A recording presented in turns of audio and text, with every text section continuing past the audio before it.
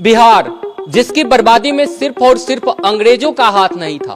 अंग्रेजों के जाने के बाद बिहार की बची हुई संपदा को बर्बाद करने का काम यहाँ के नेताओं ने किया। बिहार में दो चीज आप अक्सर सुनते होंगे, पहला जंगल राज और दूसरा जाति की राजनीति, और इन दोनों ने बिहार को गर्त में मिला दिया। पहले इलेक्शन के समय जातीय राजनीति परवान पर चढ़ती थी, पर आज के समय जाति की राजनीति सालों भर चलती रहती है। हालात ऐसे हो गए हैं कि एक जाति के लोग दूसरी जाति के लोगों को देखना तक पसंद नहीं करते।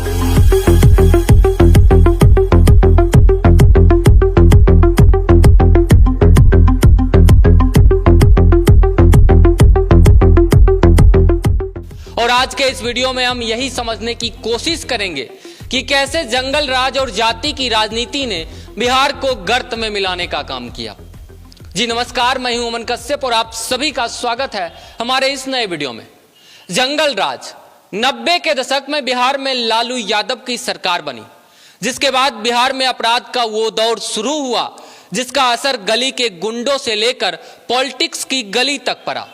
लालू यादव ने अपने राज में शब्दों की वो डिक्शनरी तैयार की थी जिसकी गूंज हर गली और हर मोहल्ले में सुनाई देती थी। और तब बिहार में पढ़ा जाने लगा क से क्राइम, और इसी क्राइम से पैदा हुआ ख से खतरा, जो कि हर गली और हर मोहल्ले में देखने को मिलता था। सब कुछ एकदम खुल्लम खुल्ला चलता था। साथ ही लालू जी ने शिक्षा के नाम पर बिहार में जो दिया उसका नाम था चौ से चरवाहा स्कूल। और इतना ही नहीं, उस दौर में जानवरों के साथ भी घोटाला हुआ जिसका नाम पड़ा चारा घोटाला। 90 के दशक में लालू जी का ये राज, जिसे आज हम लोग कहते हैं जंगल राज। साल 1960 से 1970 में बिहार के कई बड़े पॉलिटिशियन निकले, जैसे लालू प्रसाद यादव, नीतीश कुमार, रामविलास पासवान और सुशील मोदी। और एक मूवमेंट चला जिसका नाम था JP movement. JP movement as a student protest शुरू हुआ था, जिसमें बिहार के कई स्टूडेंट शिक्षा व्यवस्था को सुधारने की मांग कर रहे थे। इस मूवमेंट की लीडरशिप जयप्रकाश नारायण ने ली और 1974 में इंदिरा गांधी की सरकार हटाने की बात करने लगे, जिसके बाद 1975 में इंदिरा गांधी ने इमरजेंसी लगा दिया। इस स्टूडेंट मूवमेंट से एक पॉलिटिकल फिगर बड़े ही तेजी से उभरा जिसका नाम था लालू प्रसाद यादव। 70 के दशक में बिहार में कर्पूरी ठाकुर नाम के एक चीफ मिनिस्टर हुआ करते थे, जो कि बहुत ही बिहार में पॉपुलर भी थे। बिहार में अलग अलग कास्टों की बीच समानता की बात करते थे। यह बिहार का विकास करना चाहते थे, लेकिन 1988 में उनकी मौत हो गई। इसके बाद बिहार में एक पॉलिटिकल वैक्यूम आ गया, जिसे भरने का काम लालू प्रसाद यादव ने किया, क्योंकि लालू प्रसाद यादव भी कास्टों के बीच समानता की बात करते थे। कर्पूरी ठाकुर की तरह इन्होंने एक नारा जारी किया कि विकास नहीं चाहिए, सम्मान चाहिए। और 90 के दशक में लालू प्रसाद यादव बिहार के मुख्यमंत्री बने। लेकिन मुख्यमंत्री बनने के बाद ही समानता की बातें सारी वो भूल गए और अपर कास्ट कम्युनिटी के खिलाफ बहुत ही भद्दे कमेंट मारना शुरू कर दिया और एक नारा निकाला कि भूरा बाल साफ करो, जिसमें वो अपर कास्ट यानी भूमियार, ब्राह्मण, लाला, राजपूत कम्युनिटी को खत्म करने की बात करते थे। जहां तक रिजर्वेशन की बात है तो मैं आर्थिक और टेम्पोररी रिजर्वेशन को सपोर्ट करता हूं, लेकिन लालू प्रसाद यादव न सिर्फ रिजर्वेशन चाहते थे, बल्कि वो तो चाहते थे कि 100% और परमानेंट रिजर्वेशन हो जाए। कहने को तो वो पिछले वर्ग के लिए लड़ रहे हैं, लेकिन असलियत में वे बस यादव कम्युनिटी और मुस्लिम कम्युनिटी पर ध्यान देते थे।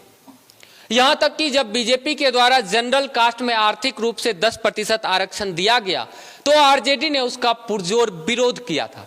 और तो और दलित कम्युनिटी के लोगों ने भी लालू प्रसाद यादव पर यह आरोप लगाया है कि वो बस यादव समाज को छोड़कर और किसी दलित समाज पर ध्यान नहीं देते, दलितों की मदद नहीं करते, सिर्फ और सिर्फ दलितों को झांसा देने के लिए दलितों की बात करते हैं। लोअर कास्ट मुस्लिम कम्युनिटी के लोगों ने भी मीडिया से बात की और कहा कि लालू प्रसाद यादव ने जो भी मुसलमानों को सुविधा देने की बात कही है वो सारी सुविधा अपर कास्ट मुसलमानों तक ही सीमित रह गया है। इसके अलावा लालू जी बिहार में जिस चीज को लेकर ज्यादा फेमस थे वो है बिहार में जंगल राज। जर्नलिस्ट अरुण सिन्हा, जो कि बिहार को बारीकी से पढ़े हैं, उन्होंने कहा कि लालू प्रसाद यादव के राज में बिहार को बेसिकली गुंडे चलाते थे और इस गुंडा राज में सबसे बड़ा गुंडा था साधु यादव और सुभाष यादव। जो कि लालू प्रसाद यादव के साले थे, और साधु यादव और सुभाष यादव की तरह ही पूरे स्टेट में अलग अलग गुंडे फैले हुए थे, जो कि आरजेडी एमएलए की मदद से दहशत पूरे बिहार में फैलाते थे।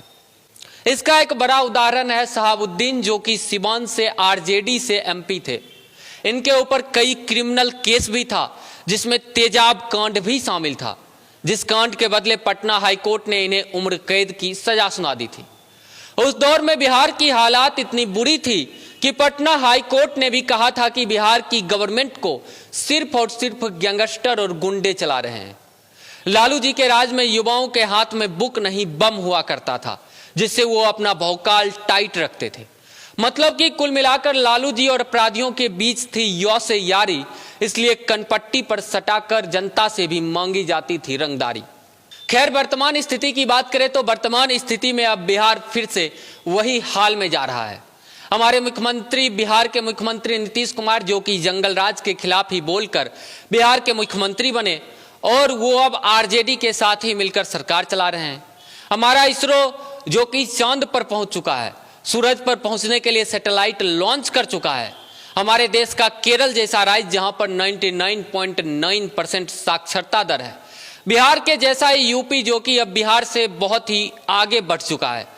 पर हमारे बिहार में अब भी वही चल रहा है कि आइए ना हमारा बिहार में गोली मार देंगे कपार में। अपनी राजनीतिक रोटियां सेकने के लिए करवाई जा रही है बिहार में जातीय जनगणना। खैर, अब बिहार और बिहार का भविष्य आपके हाथ में है। आपको सोचना है कि बिहार को आगे बढ़ाना है, या बिहार को बचाना है, या बिहार को फिर से जाति की आग में फूंक देना है। बाकी इस वीडियो में इतना ही। हम मिलते हैं किसी नए टॉपिक के साथ नए वीडियो में। तब तक के लिए जय हिंद।